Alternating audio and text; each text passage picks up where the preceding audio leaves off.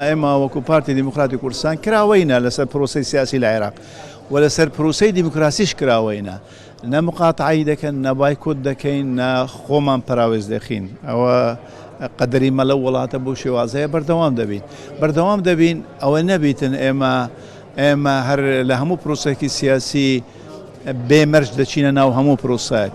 لای ئێمە ڕێزگرتن لە دستور و سەوابەتی وەتەنی توافق و شراکەت و تەوازن ئەوە پارێزراو بن لەو کاتەوە هەر لایەنێکی سیاسی عێراقی شیعی سونی کوردی لای ئێمە شەریکی ئێمە لە پرۆسەی سیاسی دیالۆگ لەگەلی دەکەین، هەوڵ دەدەین بگەینە ڕێکەوتن، چونکە ئەم وڵاتە بێ حکومەتێکی بەهێز بەڕێوە ناچێت.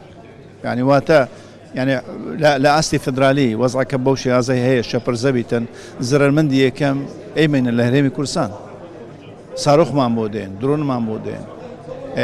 ئەو استحقاقی دارایی لە عێراق کە دابش دەکرێتن بەسەر پێکاتەکانی عێراق بە پێی نسبەی سوکانی ئەوە وەکو پێویست نابیتن. لەبەرەوە یەک ئەرکی ئێمەیە، دووەم مافی ئێمەیە، ئێمە حزۆرمان لە بەغدا بەهێز بیت.